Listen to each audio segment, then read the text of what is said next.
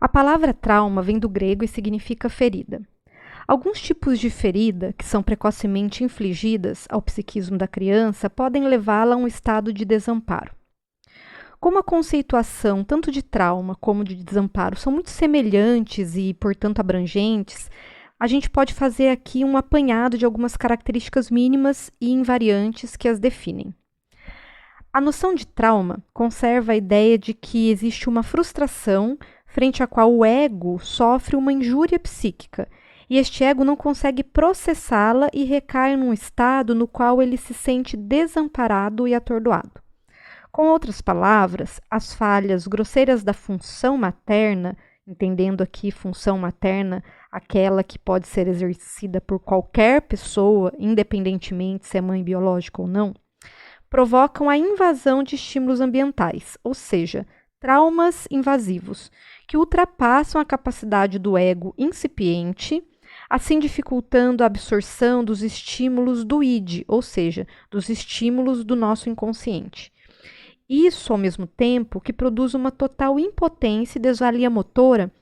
também provoca uma descontinuidade no sentimento de ser. Em seu texto Esboço de Psicanálise, de 1940, Freud, utilizando uma importante e bela metáfora, compara o efeito de um trauma psicológico ao de uma, entre aspas aqui, agulha no embrião humano. E ele segue: uma agulhada num organismo desenvolvido é inofensivo.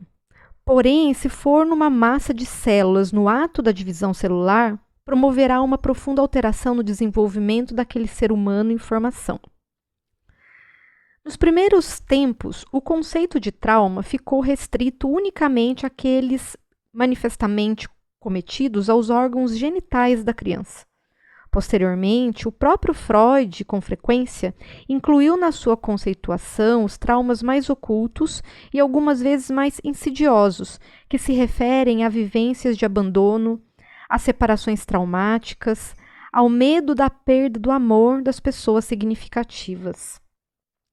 Esses traumas psicológicos ficam representados no ego da criança de modo que posteriores acontecimentos, aparentemente banais, podem incidir e evocar essas representações traumáticas, determinando um estado de desamparo, muitas vezes acompanhado de uma intensa angústia, de um estado de pânico, totalmente desproporcional ao manifesto fator desencadeante.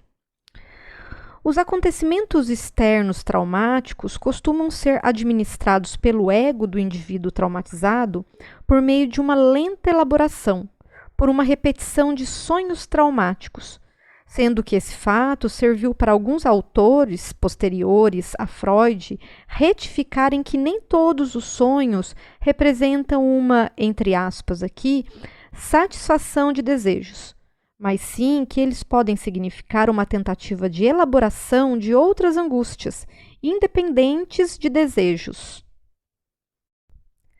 Todos os traumas, de uma forma ou outra, estão ligados à violência que é cometida contra o ser humano, muitas vezes cometidas de forma sutil e silenciosa.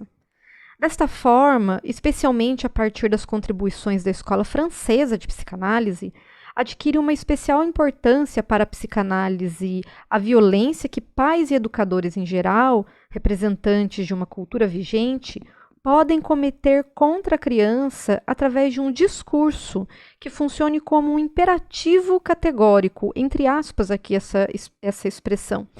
invadindo, impregnando e escravizando a mente da criança com crenças, valores, desejos e expectativas deles próprios, os pais ou esses educadores, assim cometendo uma violência contra a autonomia dessa criança, que pode persistir, inclusive, ao longo de toda a sua vida.